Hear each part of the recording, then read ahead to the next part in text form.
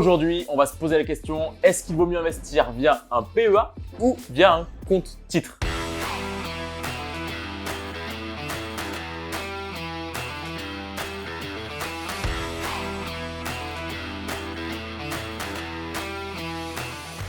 Salut à toi, bienvenue dans cette nouvelle vidéo, dans cette série de vidéos dédiées à l'investissement en bourse. Alors, avant toute chose, n'hésite pas à t'abonner, à laisser un like et un commentaire à cette vidéo si elle te plaît. Ça nous aidera fortement à être plus visible et à aider de plus en plus d'investisseurs. Alors, avant toute chose, sache qu'on a tourné une vidéo dédiée en fait à un guide pour les débutants sur l'investissement en bourse. Je te mets le lien juste en haut de cette vidéo, donc n'hésite pas à aller la visionner si tu es novice dans l'investissement en bourse, si tu as envie d'apprendre les bases de manière claire, rapide. En environ une cinquantaine de minutes, je t'explique comment investir en bourse de A à Z avec un plan d'étape, avec un plan d'action en 5 étapes pour passer à l'action rapidement sur les marchés financiers. Aujourd'hui, on va s'intéresser à l'éternel duo, à l'éternel débat. Est-ce qu'il faut investir via un PEA ou via un CTO? Alors, le PEA, pour rappel, c'est le plan d'épargne action et le CTO, c'est ce qu'on appelle le compte titre ordinaire. Alors, ce sont deux enveloppes fiscales, deux enveloppes d'investissement en bourse qui présentent chacune des caractéristiques différentes, surtout d'un point de vue fiscal. Donc, on va dans cette vidéo étudier ensemble quelles sont les différences, quels sont les avantages et les inconvénients de part et d'autre.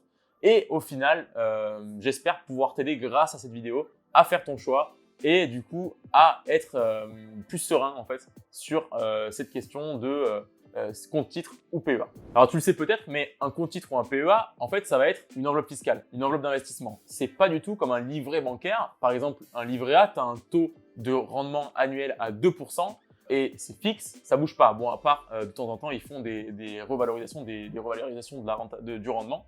Mais globalement, c'est 2% sur l'année et ça bouge pas. Le PEA et le compte titre ordinaire, ça va être différent. En fait, c'est une enveloppe dans laquelle tu vas venir toi-même loger bien des titres financiers, donc ça peut être des actions, des obligations, des parts de fonds d'investissement, peu importe, qui vont, ces titres financiers, te délivrer du rendement tous les ans ou tous les X temps. Par exemple, ça peut être du dividende ou autre. Et en plus de cela, tu auras surtout sur les actions une plus-value potentielle à la revente. Donc voilà, c'est ce que tu vas venir loger dans ton enveloppe qui va déterminer le rendement et la rentabilité de ton investissement. Alors, première question, quand on se pose la question compte titre ou PEA, c'est qu'est-ce qu'il est possible d'acheter avec telle ou telle enveloppe d'investissement? Alors, il faut savoir que sur le compte titre, tu as une liberté absolue sur le choix de titres financiers. Donc, tu vas pouvoir, par exemple, investir directement dans Apple, Amazon aux États-Unis, par exemple, et tu vas pouvoir investir directement dans l'action Alibaba en Chine, par exemple. Donc, tu es absolument libre de faire ce que tu veux. Tu n'as pas de limite géographique, de plafond à respecter. Tu peux même ouvrir un compte titre en étant mineur. Enfin bref, il y a vraiment, la voie est libre en termes d'investissement en bourse via un compte titre. Par contre, via un PEA, là, les choses se compliquent un petit peu. Tu vas avoir certaines restrictions, notamment le fait que tu vas avoir des plafonds de versement limités à 150 000 € sur un PEA classique, 20 000 € sur un PEA jeune 18-25 ans. Tu vas avoir une problématique au niveau des retraits, au niveau aussi de la fiscalité qu'on va aborder plus tard, mais sache que le PEA est un peu plus contraignant, mais d'un autre côté, présente des avantages fiscaux qui sont plutôt intéressants. Et autre point, sur le PEA, tu ne pourras venir loger que des produits financiers, que des titres financiers qui sont basés en Europe. Donc typiquement des actions, des obligations d'État ou d'entreprises européennes ou des fonds d'investissement dont plus de 75% de leur proposition est basée sur des entreprises, des actions de sociétés européennes. Donc c'est la restriction théorique, je dis bien théorique puisqu'il y a une astuce pour contrer cette contrainte. Mais globalement, il faut que ce soit des actions ou des obligations, peu importe, des titres financiers qui soient basés en Europe. Alors, quelles sont les conditions pour ouvrir un compte titre ou un PEA? Alors, pour le compte titre utilisé, il n'y a aucune restriction. C'est-à-dire que tu peux avoir, par exemple, 5 ou 10 comptes titres dans 5 ou 10 institutions financières différentes. Il n'y a aucun problème. Il n'y a pas de limite d'âge. Il n'y a pas de plafond de versement. Il n'y a pas de clôture éventuelle de ton compte titre si tu retires avant avant une certaine échéance temporelle. Donc, c'est vraiment la liberté. Par contre, au niveau du PEA, tu vas être limité à un PEA par personne. Donc ça, il faut bien le prendre en compte. Tu ne pourras investir que sur un PEA. Et si tu es en couple, du coup, sur 2 PEA, ce qui pourrait y monter le plafond des versements à 150 000 €, ce qui peut être intéressant également d'un point de vue fiscal. Autre point, les retraits. Sur un compte titre, tu peux effectuer des retraits à tout moment et sans impact direct sur l'enveloppe d'investissement. Par contre, sur un PEA, tu vas avoir une notion de 5 ans qui va être applicable. Alors, je m'explique. Si tu effectues un retrait de ton PEA, par exemple, tu as réalisé une plus-value sur une action et que tu effectues un retrait de ton PEA vers ton compte courant, ton compte en banque classique, eh bien, ça va entraîner la clôture automatique de ton PEA si ce retrait est effectué moins de 5 ans après l'ouverture de ton PEA. Donc, en termes de PEA, il faut absolument adopter une vision à minimum moyen terme. Donc, quand je dis moyen terme, c'est minimum 5 ans, puisque si tu fais des plus-values et que tu veux retirer tes fonds, tu as besoin d'argent rapidement avant 5 ans, ça va entraîner la clôture de ton PEA et du coup, tu perdras toute l'antériorité fiscale que tu auras accumulée au fil peut-être des 2 ou 3 premières années. Donc, c'est dommage. Donc, moi, ce que vraiment je recommande, c'est de prendre date fiscalement le plus tôt possible. Donc, dès que tu regardes cette vidéo, je t'invite à aller ouvrir un PEA. Si tu ne sais pas où l'ouvrir, n'hésite pas à aller regarder la vidéo juste en haut sur quel PEA choisir, quelle plateforme choisir pour ouvrir son PEA. Mais globalement, il faut absolument que tu prennes date le plus rapidement possible puisque du coup, tu vas étaler le plus tôt possible on va dire cette contrainte des 5 ans au-dessus desquels tu seras OK au niveau des retraits. Et du coup, ton plan d'épargne en action ne sera pas clôturé. Donc voilà, c'est un point également à prendre en compte. Et je t'invite vraiment à ouvrir ton PEA le plus tôt possible. Et si tu as ouvert un PEA déjà dans une autre structure bancaire et que tu souhaites le transférer, sache que tu gardes également l'antériorité fiscale.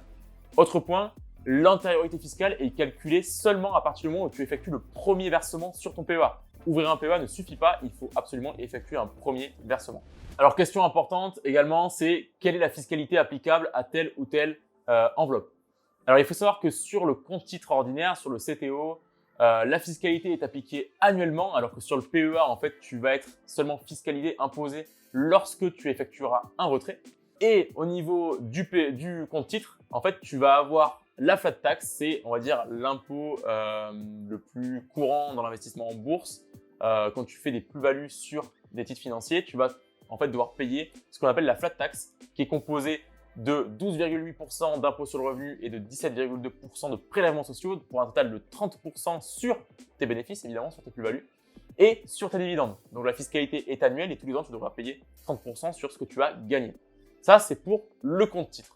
Alors, petite astuce au niveau du compte titre ordinaire, selon ton taux marginal d'imposition, tu vas pouvoir venir optimiser un petit peu cette fiscalité. Et du coup, opter dans certains cas, selon ton profil, sur ce qu'on appelle le barème progressif, qui du coup va pouvoir te permettre en fait d'optimiser légèrement cette flat tax. Et du coup, voilà, en fait, ça dépend vraiment de ta situation, mais je t'invite vraiment à faire le calcul. Je te mettrai un simulateur en description de cette vidéo pour aller calculer en fait si pour toi c'est plus intéressant peut-être d'opter pour le barème progressif ou si c'est plutôt intéressant d'opter pour la flat tax comme ça. De toute façon, c'est la flat tax qui est appliquée par défaut, mais le barème progressif peut être intéressant, notamment pour des personnes qui ont un taux marginal d'imposition plutôt faible. Donc voilà, je t'invite à aller te renseigner sur ce barème progressif. Au niveau du PEA, maintenant, alors il faut bien distinguer ce qui est avant 5 ans et ce qui est après 5 ans. Donc avant 5 ans, si tu effectues un retrait, tu seras imposé à la flat tax comme sur un compte titre et ça entraînera la clôture de ton PEA comme je te le disais juste avant. Et après 5 ans, en fait, tes plus-values vont être imposées seulement sur 17,2% et non plus sur la flat tax à 30%. Puisqu'en fait, le gros avantage du PEA, il est fiscal et il est surtout qu'en fait, après 5 ans de détention de tes titres, si tu effectues un retrait, que tu effectues une plus-value, tu vas être imposé seulement aux prélèvements sociaux et tu vas être exonéré d'impôts sur le revenu. Donc, au lieu de payer la flat tax à 30% comme sur le compte titre, tu ne paieras que 17,2% d'impôts sur tes plus-values sur un PEA après 5 ans. Alors sache qu'il existe une alternative au compte titre et au PEA, c'est l'assurance vie dans laquelle tu vas pouvoir venir y loger des actions, des fonds, etc. Si cette thématique t'intéresse, n'hésite pas à me faire signe en commentaire et je préparerai une vidéo sur la possibilité d'investir via une assurance vie. Alors tu vas maintenant sûrement te demander quelle est la meilleure option en fait. Est-ce qu'il faut plutôt favoriser le compte titre ou est-ce qu'il faut plutôt favoriser le PEA? Alors on a tendance à penser qu'il vaut mieux favoriser le PEA au compte titre pour l'avantage fiscal, mais garde quand même en tête que l'avantage fiscal ne doit pas être le seul critère déterminant pour choisir ton enveloppe d'investissement.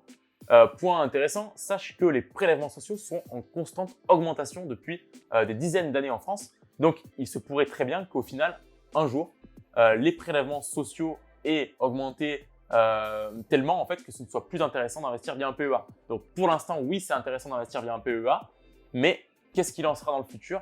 Ça, on ne le sait pas encore. Mais on observe que globalement, sur une tendance de 10 ou 20 ans, les prélèvements sociaux sont en constante augmentation. Donc, surveille ça si tu investis sur le long terme. En fait, pour faire simple, il n'y a pas de meilleure option. Je ne peux pas te dire, il vaut mieux investir via un CTO, via un PEA. Ça dépend vraiment de toi, de ton optique d'investissement. Est-ce que tu es sur du court terme, du long terme? Est-ce que tu as envie d'investir en direct dans des sociétés américaines? Dans ce cas-là, tu seras obligé d'aller sur un compte titre. Est-ce que tu es plutôt sur une optique d'investissement passif? Il y a des ETF qui seraient éligibles au PEA. D'ailleurs, je t'invite à regarder la vidéo des meilleurs ETF éligibles au PEA. Et dans ce cas-là, ce serait plutôt le PEA qui serait intéressant pour l'optique exonération d'impôt sur le revenu, en prenant bien sûr en compte la potentielle augmentation des prélèvements sociaux qui, au final, pourrait amener le PEA à une situation qui serait un peu moins favorable que ce qu'elle est aujourd'hui. Mais globalement, je pense qu'il faut voir le compte titre et le PEA de manière complémentaire. Le PEA, effectivement, au bout de 5 ans, donc prends date fiscalement le plus tôt possible, c'est le mieux à faire. Ça peut être intéressant si tu es sur une optique minimum moyen terme, en vérifiant bien sûr l'augmentation des prélèvements sociaux, mais pour l'instant, c'est intéressant. Et le compte titre, tu es beaucoup plus libre, tu peux faire un peu ce que tu veux, tu peux investir en direct dans des sociétés, je sais pas moi, aux États-Unis, au Brésil, peu importe, tu peux faire ce que tu veux.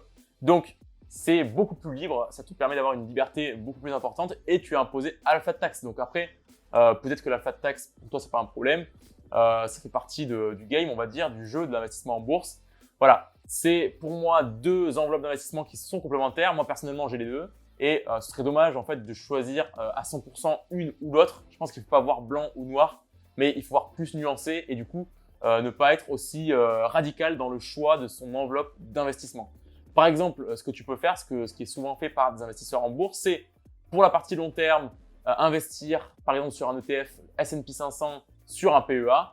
Et si tu veux dynamiser un petit peu une partie de ton capital sur du stock picking, sur presque du trading, on va dire, ou sur, disons, du plus court terme, alors là, le compte titre prend toute sa puissance et tout son intérêt. Et souvent, voilà, c'est mêlé. Donc, un peu de compte titre pour tout ce qui est un peu plus dynamique, stock picking, etc. Si tu as envie de rentrer au capital d'entreprise vraiment qui te plaise en stock picking. Et la partie PEA pour tout ce qui est investissement passif, ETF, etc. Voilà pour cette vidéo. Alors, dis-moi ce que tu en as pensé dans les commentaires. Dis-moi si toi, tu investis plutôt sur un compte titre, sur un PEA. Qu'est-ce que tu en penses de ce duel, on va dire, entre ces deux enveloppes d'investissement? Est-ce que tu penses comme moi que c'est complémentaire ou pas? N'hésite pas à me partager ton point de vue. N'hésite pas à laisser un like si cette vidéo t'a plu et à t'abonner à la chaîne de Phoenix Institute pour plus de contenu sur tout ce qui est investissement en bourse pour ma part, et tout ce qui est immobilier et entrepreneuriat également qui est abordé sur la chaîne de Phoenix Institute. Quant à moi, je te dis à très bientôt et je te dis bons investissements. Ciao!